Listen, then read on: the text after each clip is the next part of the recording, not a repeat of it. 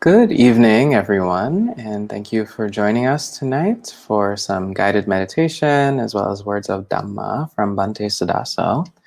So good to see everyone joining us so far. Mike, Kumu, and Ron, and hello to others who are watching but not typing in just yet. So if you have questions at any time, as usual, feel free to type them in. But for now, I will pass things over to Bhante Sasso for the meditation. So you can start by getting into meditation posture and making a resolution to let the body be still.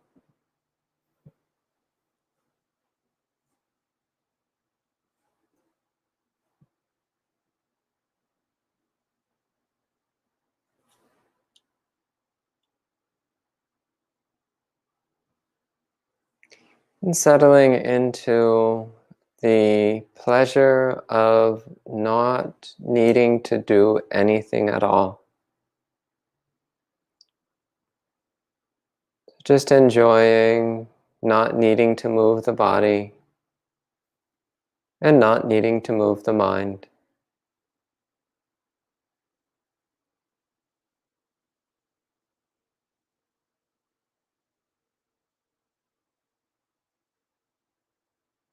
Resting in alert non-action, alert stillness.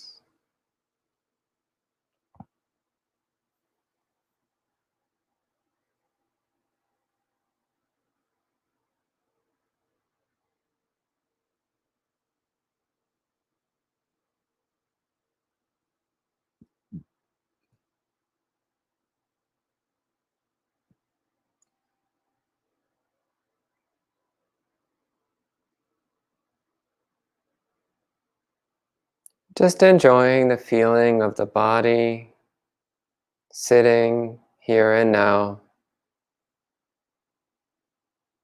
Enjoying the feeling of a serene mind pervading the body with awareness.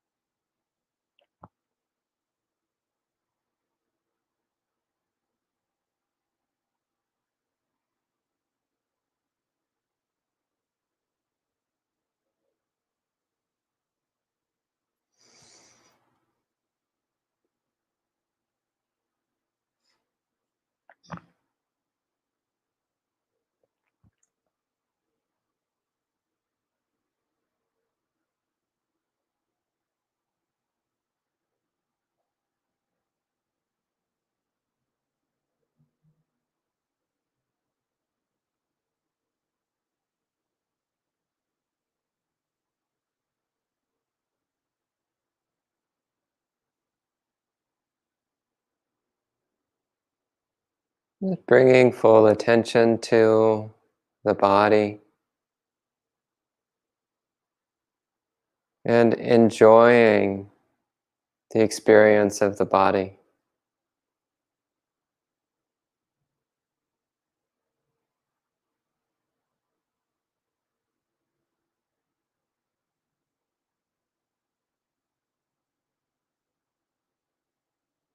Letting a slight smile come to your lips.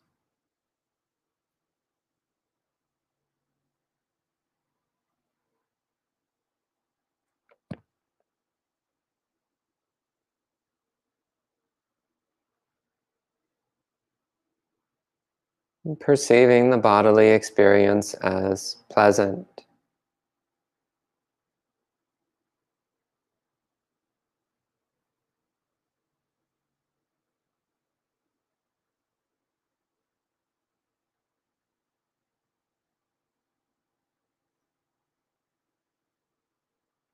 And the more still the mind is, the more alert the mind is,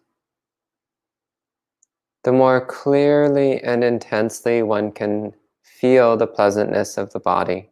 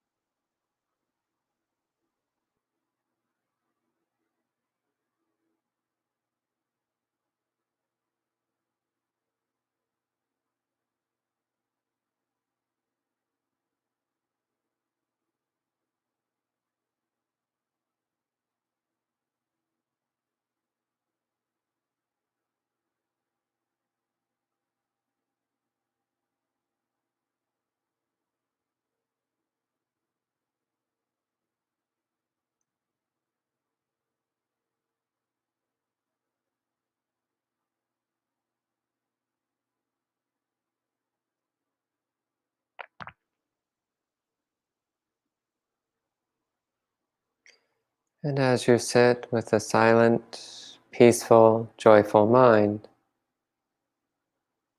you can recollect that this is exactly what the Buddha was doing on his way to awakening. So calling to mind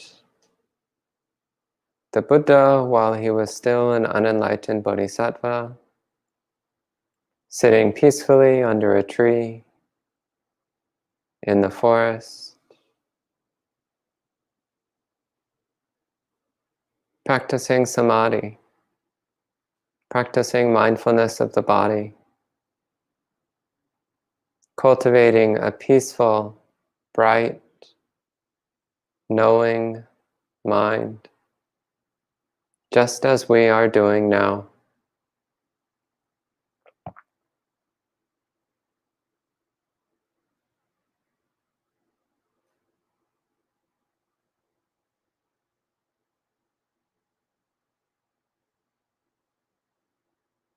Enjoying the sense of connection that this simple act of meditation brings, a sense of connection with the Buddha, who did the same practice, both before awakening and after.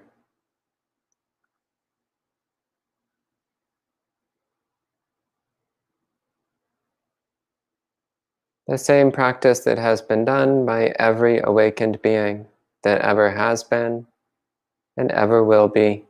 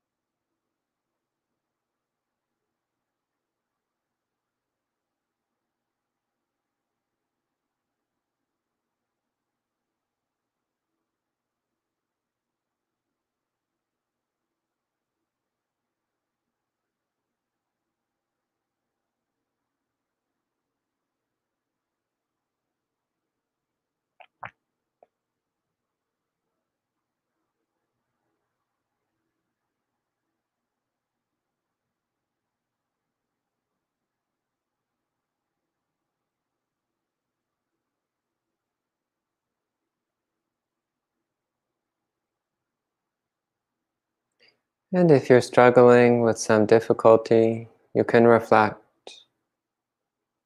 The awakened ones faced this same difficulty before their awakening. And through perseverance, they overcame it. I too can overcome this difficulty, just as they did.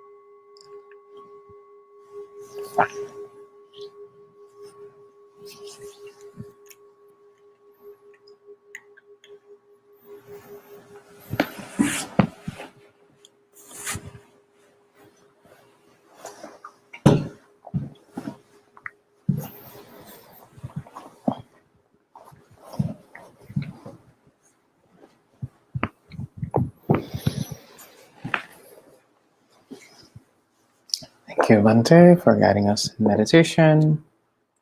And welcome to some more friends joining in. Hello to Christopher, Elaine, Aya Vimalanyani. Good to see you, Venerable. Edward, Mike, as well as Michael. And hello to others as well who joined in since we began with meditation. So at this time, I'll pass things over to Bhante Suddhaso for tonight's Dhamma talk. Begin by paying homage to the Buddhas. Namo tassa bhagavato arahato samma sambuddhassa. Namo tassa bhagavato arahato samma sambuddhassa. Namo tassa bhagavato arahato samma sambuddhassa. Buddhang dhammang sanghang namasami.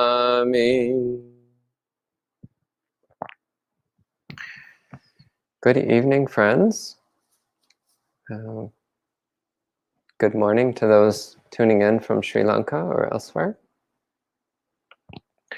So today is Vesak Day. So although there was another topic scheduled for tonight, I think that topic will wait for another time. And instead we'll be talking about Vesak. Vesak is actually the most important holiday in the Buddhist calendar. Though ironically, it's not the day when you'll see the most people showing up at the monastery. The holiday that draws the most people to the monastery is Katina. The reason for this is because people think that you get the most merit by offering things to the monastery on Katina Day. And there's nothing wrong with that. In fact, the Buddha says something similar. So it's actually a perfectly valid perspective. But it's missing the fact that without the Buddha, there would be no Katina in the first place. Without the Buddha, there would be no monastery to go to for Katina ceremonies. Without the Buddha, there would be no monks. There would be no bhikkhus and bhikkhunis for you to make Katina offerings to. So, although Katina is the holiday that draws the most people, Vesak is still the most important holiday. Vesak is the day when we celebrate the existence of awakened beings. It's when we celebrate their life story, their journeys. And of course, the specific details vary a bit from one Buddha to the next. So it's not the specific details that are important, but rather it's the significance of these three events that occur in the life of every Buddha. They are born, and sometime later they attain awakening, and sometime later they pass away. These are the three great events in the life of a Buddha. So every Buddha is born at some point. So this is significant because when they're born, they're not yet a Buddha. When they're born, they're still an unenlightened bodhisattva. They're still a being who is intent upon awakening and who has developed incredible good karma over the course of hundreds of lifetimes. So this is not to be easily set aside. Sometimes you'll hear people say the Buddha was an ordinary human being who became extraordinary through his practice. But that's not quite accurate. A Buddha is born already extraordinary. Already extraordinary because they've been practicing the path of awakening for hundreds of lifetimes and are already extremely close to awakening. They've spent hundreds of lifetimes cultivating the spiritual qualities and faculties which are necessary to attain awakening by oneself without a teacher. They've spent hundreds of lifetimes cultivating the compassion and wisdom and skillfulness necessary to be able to explain the path to others. This is extremely important. Being able to do something is not the same as being able to teach it. These are very different skills. I recall a very long time ago, before I was a monk, when I was a teenager, I was at a nightclub, and there was this one young man who was an amazing breakdancer. And I was really impressed, and I'd been trying to learn myself, and it's really difficult. So I went up and I asked him to give me some instruction, some advice, some teaching. And he proceeded to say some things that were utterly useless. I'm sure it made sense in his mind, but it didn't help me get one step closer to understanding how to do breakdancing. Didn't get me one step closer.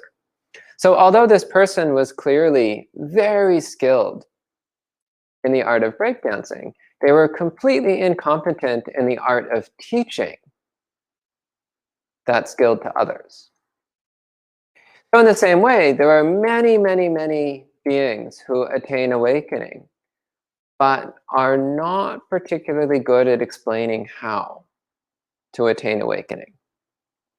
And there are even quite a number of beings who attain awakening on their own without a teacher, yet are not able to explain it to others. So those are called Pacceka Buddhas, which means a solitary Buddha, an individual Buddha, so called because they're not capable of having others to join them. They cannot assemble a group of awakened beings. So they remain solitary, the only awakened being in a world, until eventually they pass away. So Pacceka Buddhas are still honorable because they've attained awakening. They've cultivated the highest wisdom. They've cleansed their mind of all defilements and delusions. That's commendable. It's honorable. And that also requires the cultivation of good karma over hundreds of lifetimes. It requires the specific cultivation of spiritual karma, the karma of wisdom, the karma of purity, the karma of aspiration for the highest truth. So Samma Sambuddha, on the other hand, Samma Sambuddha means a completely self-awakened one.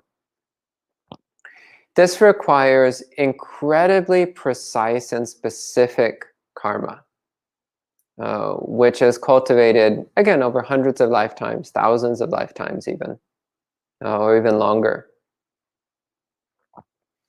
In some traditions, they say it takes at least 3 eons.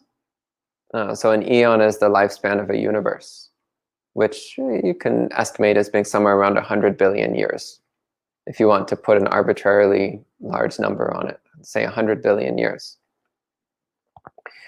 So 3 lifespans of a universe, of constantly being born again and again and again in all different manner of beings, in order to cultivate the necessary qualities to become a Samma Sambuddha. And I don't recommend taking that number 3 particularly seriously because it's probably too small. It's probably much too low of a number to really get a sense as to how much it takes to build up the qualities to become a Samma Sambuddha. The good news, by the way, is that we've lived through countless hundreds of millions of eons. So when we reflect on our own practice, we can also reflect that we as well were almost certainly practicing spiritual practices in past lives. Almost certainly. Otherwise, we would not have had the karma to come in contact with Buddhism. We would not have had the karma to have any inclination to practice Buddhism.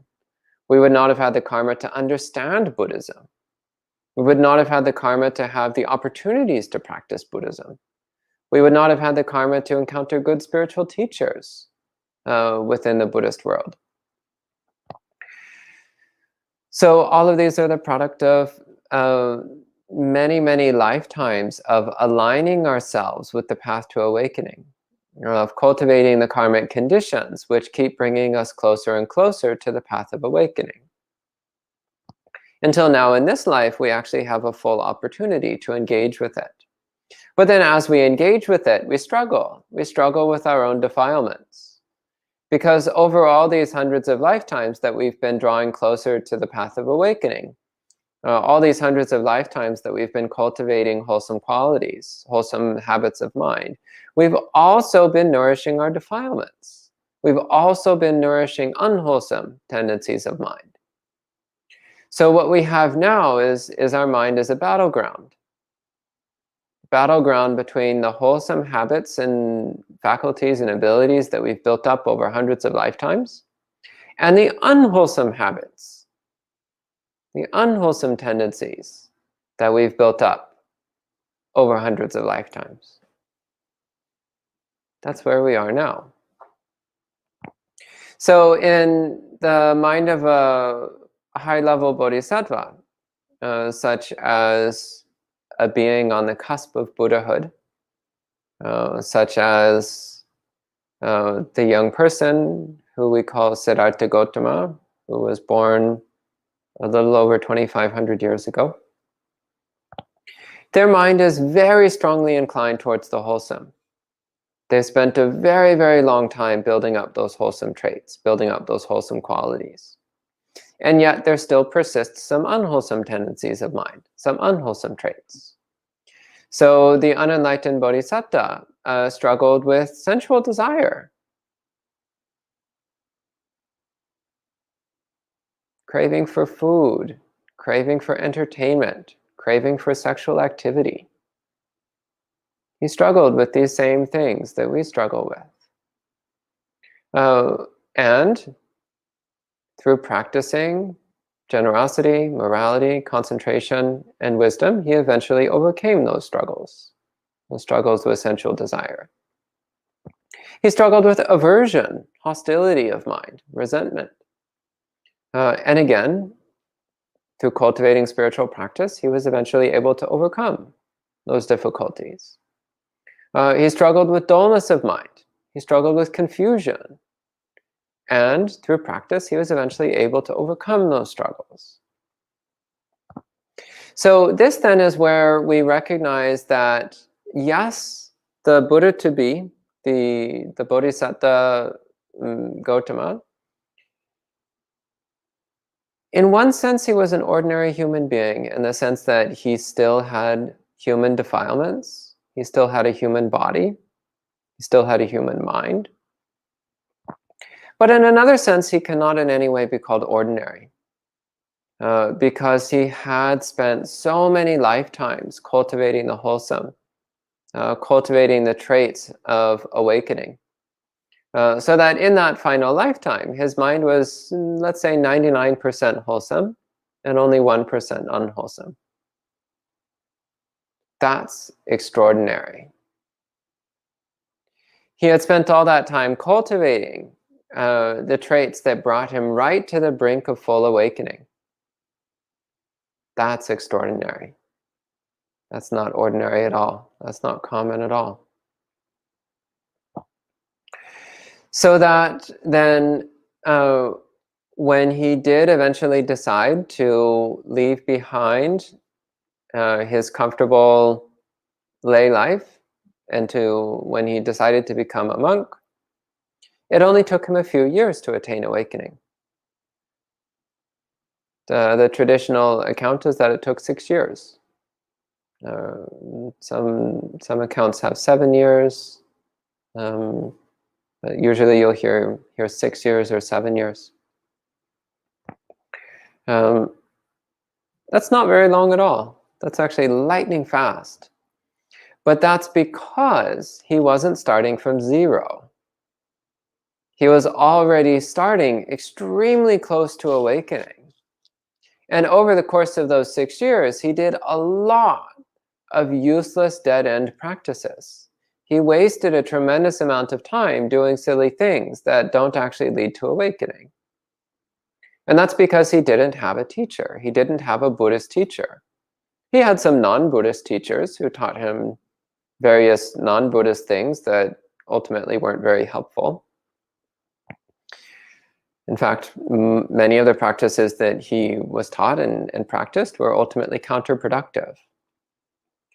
So he did practice for 6 or 7 years, but he was not practicing intensive Buddhist practice during those 6 or 7 years. He actually spent most of that time practicing non-Buddhist, counterproductive, ascetic practices, which do not lead to awakening, which do not cultivate wisdom, which do not lead to enlightenment. So then when he finally did discover the path to awakening, it only took him a very short time to walk that path to its conclusion. And again, this is because he was not an ordinary person. He was a person who had been cultivating the path to awakening for so many lifetimes that he was only 1 or 2 steps away. Yet it took him 35 years to take that one last step. And why is that? Because he didn't have a teacher. He had to figure it out on his own. And that last step is the step of relinquishing self-attachment, which is completely counterintuitive.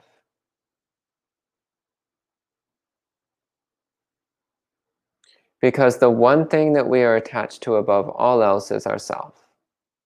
And the one thing that we've been attached to consistently through every lifetime since time without beginning, the one thing we've always been attached to in every single moment is ourselves. And the only thing that we have never been able to get over throughout all these lifetimes is self-attachment. That's the one thing. So although the Buddha-to-be had cultivated the path of awakening all the way up to the last step, that last step was extraordinarily difficult because it's a step in a direction that one doesn't even know exists. It's kind of like if you're a two-dimensional being, like living on the surface of a sheet of paper. And you spend your entire life thinking in terms of 2 dimensions. You can go left or right. You can go across. And then somebody tells you, oh, go up. And you're like, what is up? There's no such thing as up. There's no such direction. I can go across, but I can't go up. There's no such thing as up. So in the same way, awakening requires that we go in a direction we can't even conceive of, which is the relinquishment of self-attachment. So this is one of the extraordinary qualities of the Buddha, which is that he didn't have anyone to tell him that that was the next step. He didn't have anyone to explain how to contemplate not self, how to relinquish self-attachment, and yet he figured it out. So standing on that immense mountain of spiritual karma developed over hundreds of lifetimes, thousands of lifetimes, he was able to take that one final, unthinkable step to full awakening.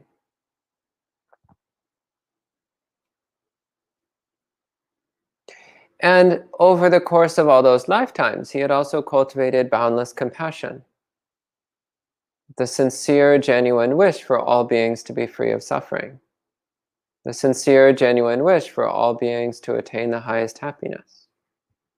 And over all those lifetimes, he had also cultivated the skills of a consummate teacher, one who knows how to instruct others, one who knows what to say and when to say it, one who knows how to gauge the minds of others, how to judge what they're ready to hear, what will be helpful, what will lead them towards awakening. So this is one of the qualities of the Buddha that we recite every day. Anuttaro Prasadhammasarati. the unsurpassable trainer of people who can be trained. This is one of the qualities of a Samma Sambuddha. They can teach anyone who wishes to be taught.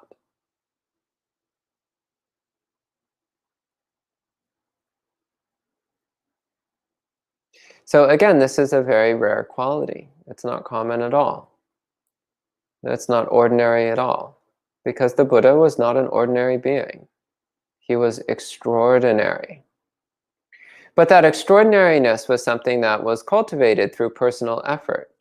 And it's something that we can cultivate through personal effort. So when reflecting on the wonderful qualities of the Buddha, it's really important to recollect as well that we can develop those same qualities. And as we're engaging in our Buddhist practices, we can reflect that these are the same practices that the bodhisattvas have to figure out on their own over the course of hundreds of lifetimes. These are the same practices that they develop over hundreds of lifetimes. These are the same practices that they practice in their final lifetime. Again, it doesn't usually take them particularly long once they get going on the path, but that's because of how much practice they've done in the lives before that. And the practices that we're doing are also the practices that all of the Pacceka Buddhas and Arhants also follow in order to attain awakening. So it's really useful to reflect, as we did during the meditation. It's useful to reflect that we're not making anything up. We're just following the same well-worn track that every previous awakened being has followed. We're not facing some unique struggle when we're struggling. We're facing exactly the same struggle that every other awakened being has followed and overcome and attained awakening. So they did it. They had the same strengths and weaknesses that we have.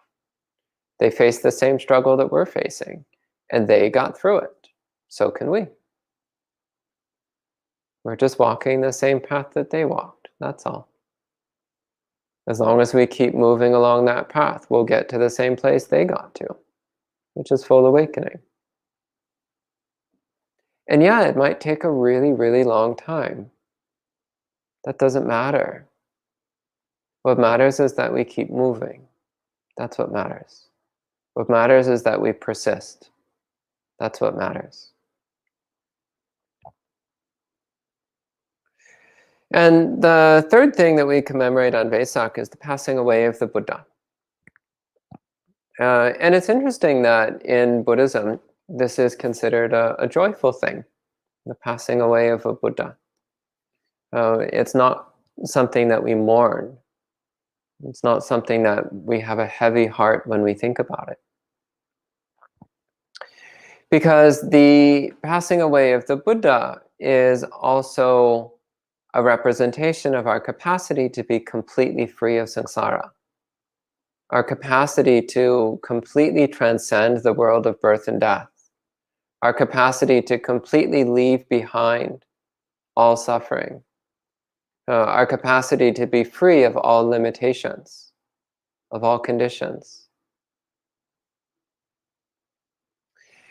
So the passing away of a Buddha, it's also noticeable that a Buddha only passes away once they've accomplished what they'd set out to do. Shortly after the Buddha attained awakening, Mara, the evil one, the tempter, the trickster, the one who tries to convince people to give up their path, tries to convince people to stay caught in samsara. So Mara comes to the newly awakened Buddha and says, "Oh, congratulations, you did a great job, you attained enlightenment. Well, that's all there is to do with this life. You might as well just die now. Nothing else important for you to do. Nope, you're done. Congratulations, bye now, bye now." And the Buddha says, "No, I will not pass away until I have an assembly of followers, male and female, monastic and lay, who have attained awakening as well. I will not leave this world. I will not let this body pass away until I have established the fourfold Sangha. The Sangha of bhikkhunis and bhikkhus, laywomen and laymen, and established them in awakening. Brought them all the way to awakening. Shown them the path. Taught them how to show the path to others. Only then will I pass away. So that's also why the passing away of the Buddha is a joyful thing to recollect, is because it indicates that the Buddha stayed long enough to make sure that his teachings would remain in the world for generations to come. He stayed long enough to make sure that everyone who wanted a path of practice had access to it. He stayed long enough to make sure that there were opportunities for both men and women to commit fully to the path and reach its conclusion, to reach its highest apogee. And only then did he pass away. So the passing away of the Buddha is a testament to the invaluable tradition that we've received. The monastic order, which has lasted 2,500 years and flourished. There are millions of Buddhist monastics these days in various traditions, in various countries. What a wonderful thing. Our heritage of the Buddha. So again, this Vesak day, we can recollect all the Buddhas, past, present, and future. And we can recollect these three remarkable events in the life of every Buddha.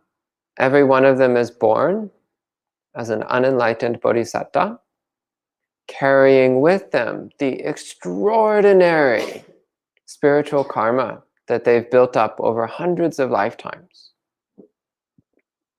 Then, eventually, through their own practice, their own persistence, they take that final, inconceivable step on the path to awakening.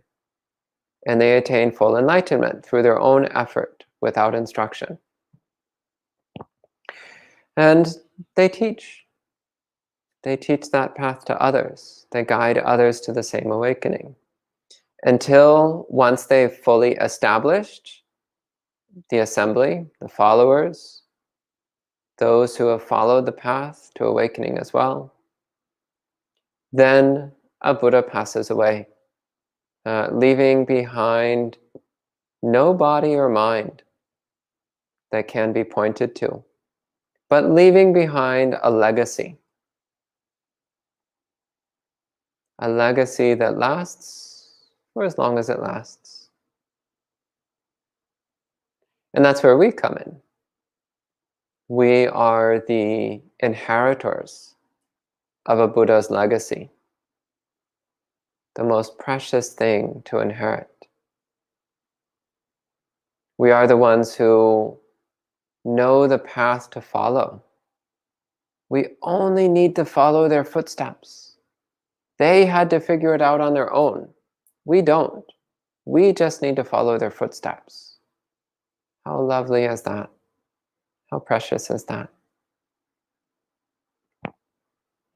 So on this Vesak day, 2021, in the Buddhist calendar, you need to add about 500 years to that, by the way, because they count from the Buddha, of course.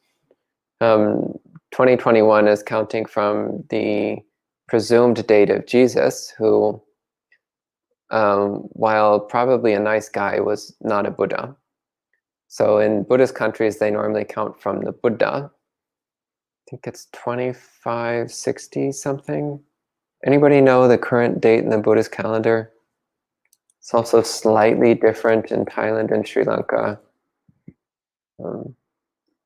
Looking it up. 2564. 2564. Is that the Thai or the Sri Lankan date? Thai. Thai. So I think the Sri Lankan is +1. 2565. Anyway, it's been a while. So here we are, Vesak day 2564 and a half. So let's recollect the Buddha. Let's recollect Buddha not as a singular entity, but as all the beings who have ever rightfully claimed that title, and all the beings who will rightfully claim that title. Let's recollect their extraordinary qualities.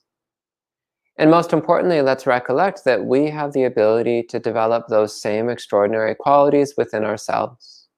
And in fact, we already have been for countless lifetimes.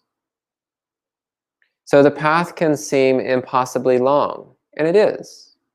But the good news is we've already walked quite a long distance of that path.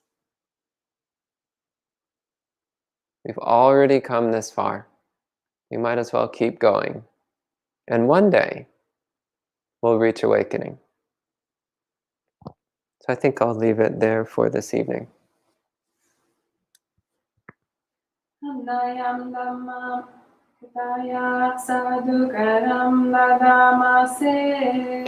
Sadhu, sadhu, sadhu, anumodami.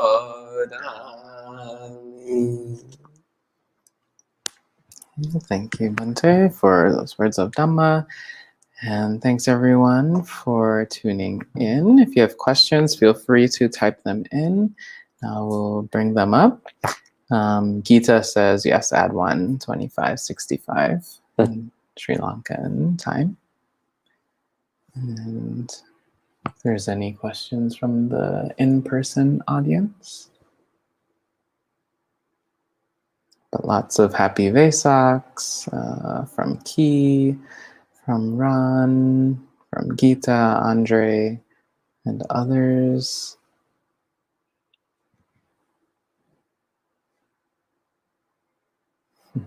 Well, that might be it for this evening then. Yeah, so seems like everyone enjoyed the talk. Did you have a question?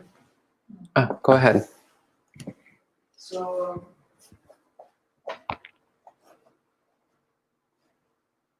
I was curious about your thoughts on it when it came to contemplating Sammasambuddha Buddha as the culmination of having encountered Buddhism multiple times prior. Would it be fair to say that although the Sammasambuddha Buddha discovers the Dhamma, discovers the truth on their own without a teacher, that they are simultaneously acting on the impressions of having been taught the Dhamma in prior lives? So Anagarika Drew is asking if the practice of a Sammasambuddha is influenced by having encountered Buddhism in previous lives, and if those impressions from previous lives also influence their final life. Do I understand that correctly? And the answer is yes. Yes, absolutely. So a Sammasambuddha in their final life practices on their own without a teacher. But in all the lives before that, sometimes they encounter Buddhist teachers and sometimes they don't. So, and the truth is actually every single one of us has encountered Buddhism in past lives every now and then. Every one of us has had some contact with Buddhist teachers. In fact, here's the depressing part. We've all encountered Buddhas at some point in past lives. And apparently we didn't quite understand what they were saying to us because here we are again. But the good news is that basically every time you encounter Buddhism, every time you encounter a Buddhist teacher, every time you encounter a Buddhist monk, every time you encounter an awakened being, every time you encounter a Buddha, that leaves a very strong mark in the mind. which carries over into future lives. Eventually it fades, of course. All things fade in time. But it does carry a mark, makes an impression, which influences what we do. It has an effect, a wholesome effect, a positive effect. So yeah, it's definitely true that over the course of many, many lifetimes, a bodhisattva sometimes encounters Buddhist teachers and sometimes perhaps even encounters Buddhas. But on those occasions, they do not yet attain awakening. Otherwise, they would not be Sammasan Buddhas. They would have become arhants in a previous life. Okay? And in the commentaries, it actually says that Shakyamuni Buddha had previously encountered one of the prior Buddhas and had made the vow to become a Sammasan Buddha in a future life. Whether that's true or not is kind of beside the point. But actually, by statistical probability, it actually definitely did happen at some point. So when you're dealing with this numbers so mind-bogglingly large that they approach infinity, then even the most unlikely things become a certainty. So did Shakyamuni Buddha at some point in a past life encounter a Buddha and make the vow to become a Buddha himself? Yeah, definitely. Yeah. Have we all encountered Buddhas in past lives? Yeah, for sure. Yeah. Yeah.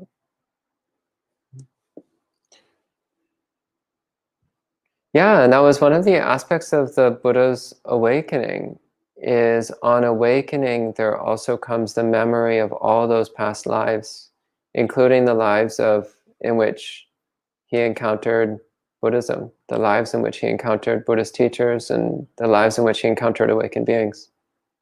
So there also would have been the recognition of being part of an ancient lineage of awakened beings.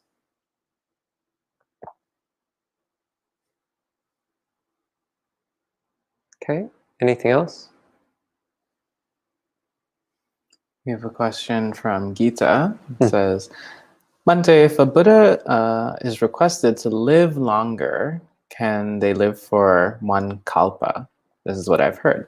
Also, can arhants live this long if they choose, like Venerable Mahakassapa? So there is a sutta where the Buddha says that he could extend his lifespan to the length of a kalpa, an eon. But he doesn't. He chooses not to. And I mean, there's a lot of debate as to what this is really pointing to, and if it's even something significant. But actually, I take this in a very simple way, which is the Buddha was pointing to the fact that when one has full awakening, then one also has a certain amount of mastery over the physical world. But that it was irrelevant because he had already established a large community of lay followers, so bhikkhus, bhikkhunis, lay women, laymen. Hundreds of them had attained awakening. They were already teaching their own disciples and guiding their own disciples to awakening.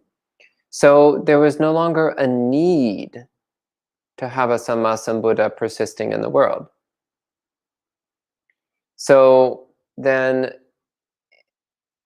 since there was no need, all things come to an end. So also the Buddha's passing is itself a teaching. It's a teaching of impermanence. And it's a reminder that ultimately we need to work out the path for ourselves. We receive teachings, but we need to apply those teachings.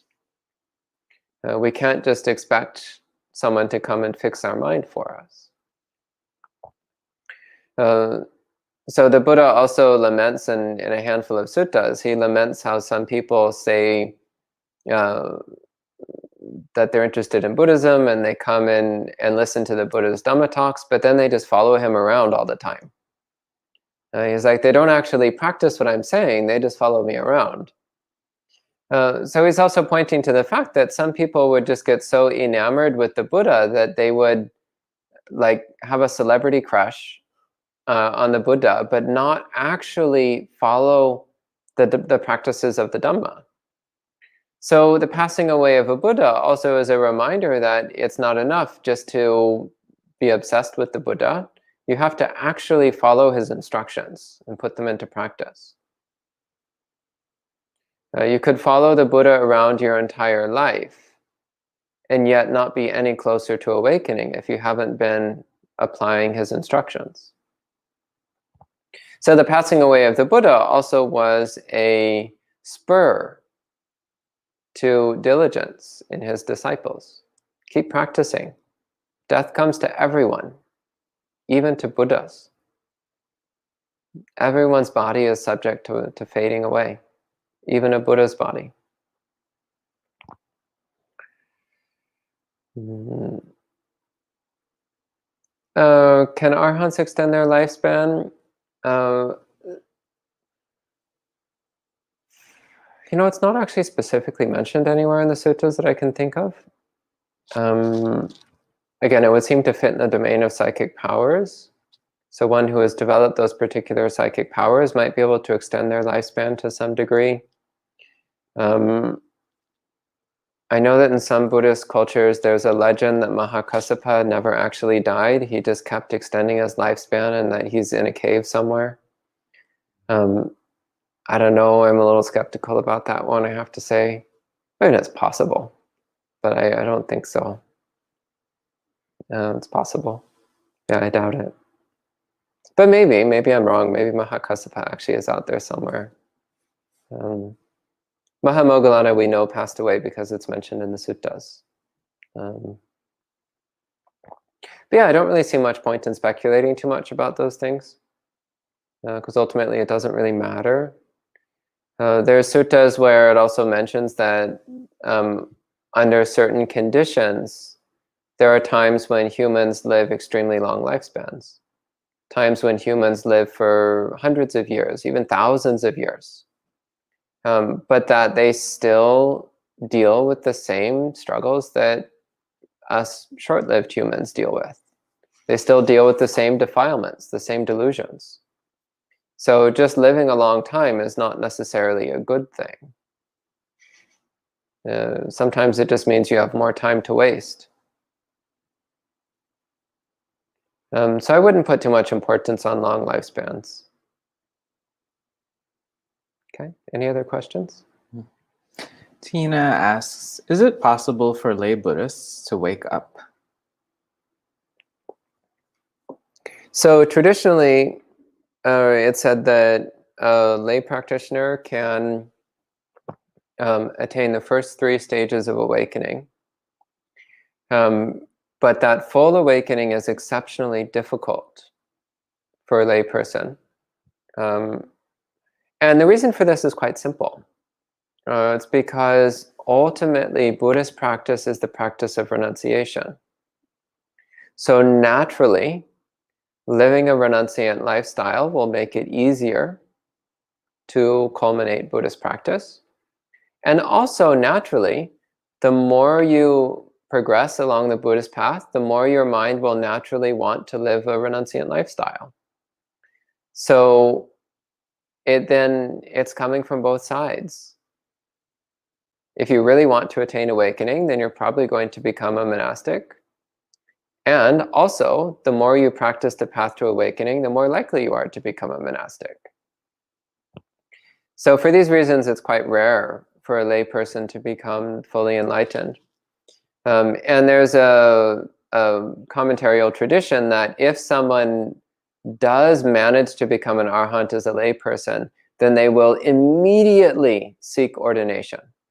They will immediately go to a monastery, no hesitation. Because lay life just doesn't make any sense to the awakened mind. Whereas monastic life makes perfect sense. So there's a couple accounts in the suttas of somebody who was not a Buddhist monastic attaining awakening. and they both died in weird freak accidents within a few hours. So then that's led again to this commentarial tradition that if the person attains awakening as a layperson but doesn't manage to get ordained within 24 hours, that then they'll die in a freak accident. Whether this is true or not, I don't know. It seems like taking a couple case stories and then extrapolating an universal principle from it, which seems a bit far of a reach for me. But ultimately it does come down to this, because Buddhist practice is the practice of ever refining renunciation, then naturally almost all awakened beings are going to be renunciants. They're going to have been living a renunciant lifestyle for a long time, and they are very likely to take on a renunciant lifestyle at some point during that path. So yeah, that does mean that you might start the path as a layperson, but at some point you're very likely to become a monastic. Okay? Maybe not in this life though, maybe in a future life.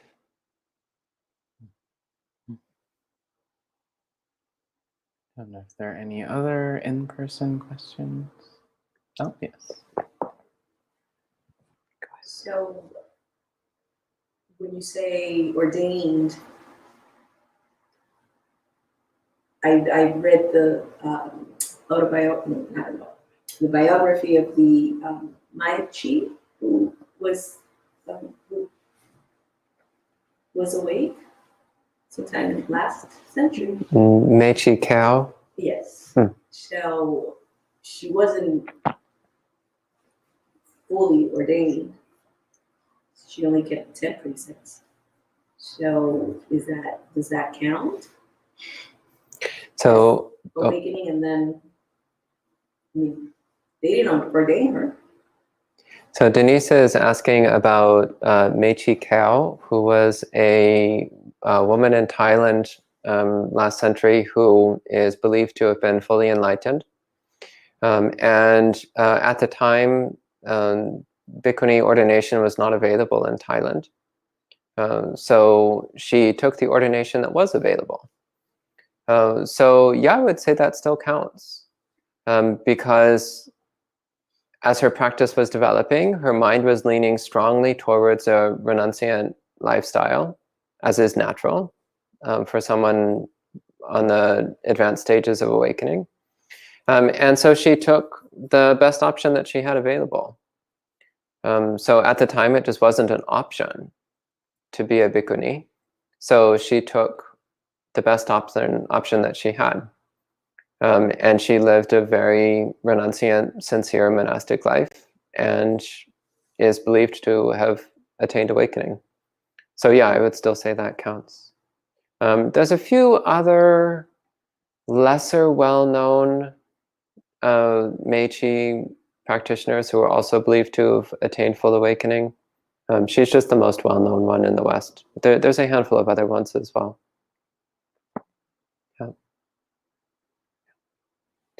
Yeah, and it's also the case of, for example, in some Buddhist countries, there's actually no full ordination for men or women until very recently. So in Japan, for example, there hasn't been full ordination for most of its history. So this wasn't an option.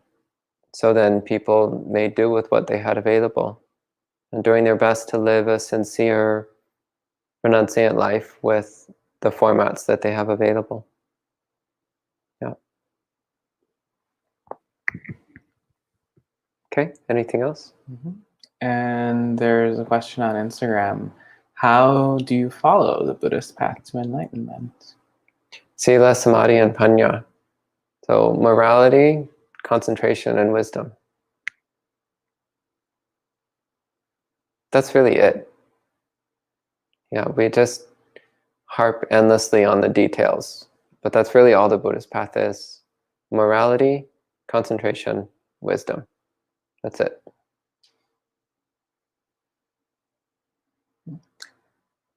And it seems like, well, Sam, oh, when you said earlier that upon passing away, there was no body or mind left, is that literal?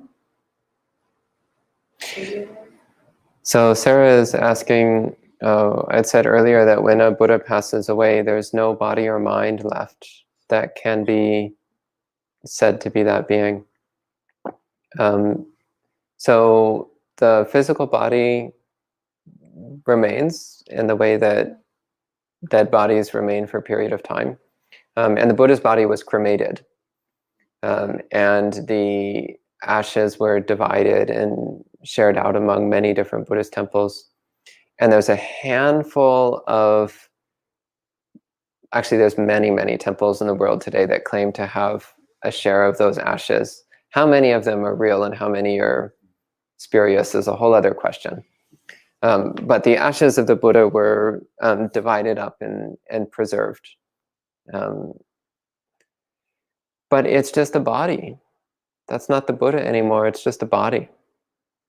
And actually, if you're familiar with Buddhist teachings, as you should be by now, you'll know that the body wasn't the Buddha even while the Buddha was alive. It was just a body. Just as that shirt is not you, it's just a shirt. Those glasses are not you, they're just glasses. That hair is not you, it's just hair. That whole body is not you, it's just a body. It's just dirt and water, heat and air, that's all. So in the same way, the body was not the Buddha even while the Buddha was alive. So after the passing away, of course the body wasn't the Buddha anymore.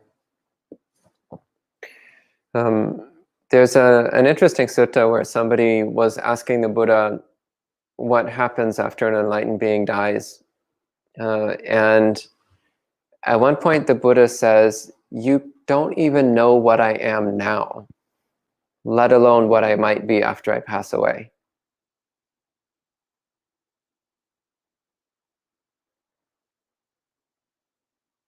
So that I find delicious. He's like, you're trying to ponder something imponderable, but you're clueless about something that you're clueless about the nature of a Buddha even in this moment. Even while there seems to be a flesh and blood Buddha in front of you, you don't understand what it is. How could you possibly understand after the Buddha's body dies?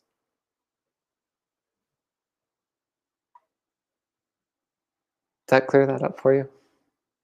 Or does it just make more questions? Okay. Okay. Oh. Anything else? Okay. So it seems like that's all for tonight. Thanks to everyone for joining us this evening on Vesak. And you can join us again tomorrow morning for Sutta study at 8 a.m. New York City time. But for now, we can end with 3 sadhus. Sadhu, sadhu, sadhu. And enjoy the rest of your night.